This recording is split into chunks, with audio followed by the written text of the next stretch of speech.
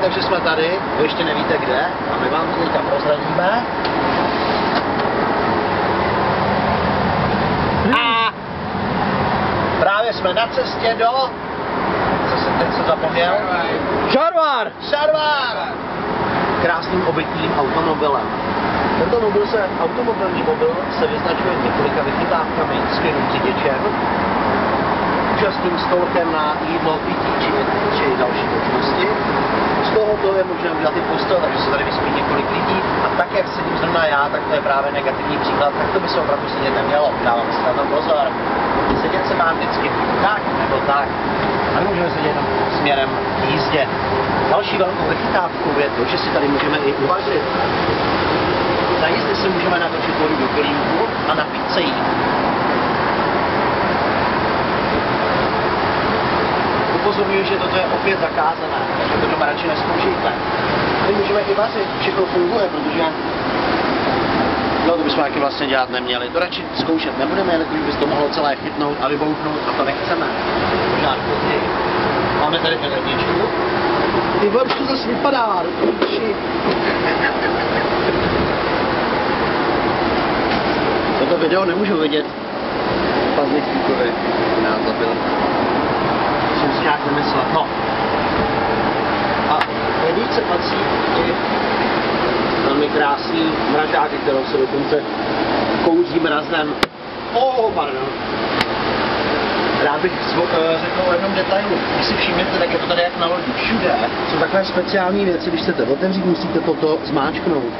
A víte, proč z jakého důvodu to je? Protože jak to auto jede, tak by se to mohlo samo otvírat. To stejné je i tady. Zmáčkneme a otevřeme. Když chceme zavřít, zavřeme. Tak, máme tady osvětlení, všechno. A pozor, toto vozidlo má už svůj vlastní digestor. On teď není slyšet, protože to tady hučí jak prase, ale... A co tady máme dále, kdyby se někdo chtěl vykakat, vyčůrat, anebo i nějaké další věci, je zde záchod.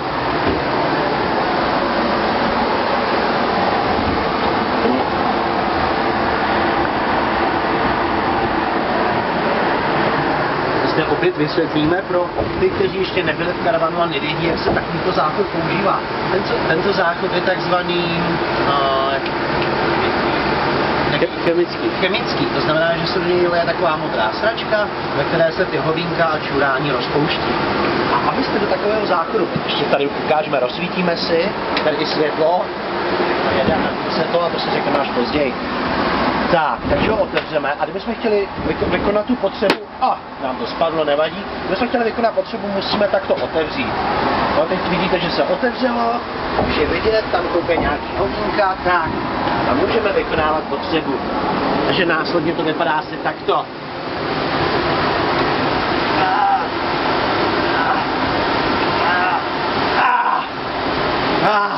Tak, když potřebu vykonáme, spláchneme. Splachovadlo. Teče voda a splachujeme. Ve chvíli, kdy je hotovo, opět zavřeme záchod, aby nesmrděl tímto pohybem. A můžeme zavřít a nyní, jako správní lidé, si myjeme ruce.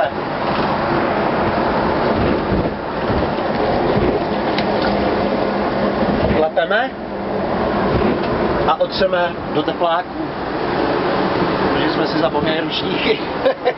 No, to nevadí. Tak, hlasneme, aby jsme nevybíjeli, zavřeme. Když jste se chtěli osprchovat, je možnost se tady osprchovat, máme tady sprchu. Ta je ovšem zaneprázdněná teď. Trošku zaneprázdněná. No a samozřejmě ten, kdo by chtěl spinkat, je tady trošku bordel, může se tady lehnout, vejdou se tady 2 až 6 lidí, tak různě a spinká se tady krásně. Dá se spát i při cestě, ale nemělo by se, je to zakázaná praktika opět. No já myslím, že v základu je to skoro vše, ale nesmíme zapomenout na jednu velmi důležitou věc. To si bohužel ukážeme až zastavíme, ale jenom v tuto chvíli vás upozorňuji. Počkejte, tady je televize, to je taková vychytávka. Ale tady to, co vidíme nad námi, tento prostor, to je vlastně takzvaná sklápěcí postel, sjížděcí možná lépe řečeno, která vlastně tady tím mechanismem elektronickým upozorňuje, to všechno elektronické, už žádné mechanismy, takže zmáčknete a postel sama sjede. posilka, to je to původně nějaký stoleček, cca sem asi jede, no a pak už se na ní pohodlně vlastně lehnete a můžete se to užívat krásně. Takže v tuto chvíli se s vámi skoro rozloučím, ale ještě předtím vám ukážu tento řídící mechanismus, který pak můj kolega Lukáš Dalibor, specialista na obytné vozy a karavany, ještě dovysvětlí. A jenom rychlosti můžeme říct, vidíme, máme 22.5.2015, 13:49, to znamená 11 minut před druhou, 18 stupňů je vevnitř u nás a 15 je venku. Udržujeme to kolem těch 3 stupňů navíc. Tady je takzvaný check, kde můžeme checknout nebo ověřit další informace. Tak vidíme, že jsme opravdu plní. Máme plnou vodu, to znamená, že můžeme hodně pít, protože tato lajka má 120 litrů nádrž. A jsme v tunelu, přátelé. To nevadí, rozsvítíme si. Čekáme další věc. Vidíme, že tato nádrž, která znamená to, co vlastně jakoby vyteče vám z vodu prostě a tak dále, tak ta je prázdná, protože jsme ji před chvíli vyprázdnili. A tato ukazuje vlastně, kolik máme nabito naplno, takže můžeme svítit, můžeme dělat, co chceme. Přátelé, teď vidíme takovou jednu věc, jsme v tunelu, nacházíme se někde ve slovenském tunelu. A my tady máme intimní rozsvícení, takzvaná modrá zóna, to si tady předvedeme. Tak, a v tuto chvíli vše vypadá, jak kdyby byla noc v modré zóně. Takže dalo by se tady i příjemně spinkat, auto se dá celé zatemnit. Vlastně když by nás trochu sral řidiček, protože nás se docela často, tak si prostě zatáhneme, no. My s ním komunikovat vůbec nemusíme. My si tu party tady uděláme svoji vlastní.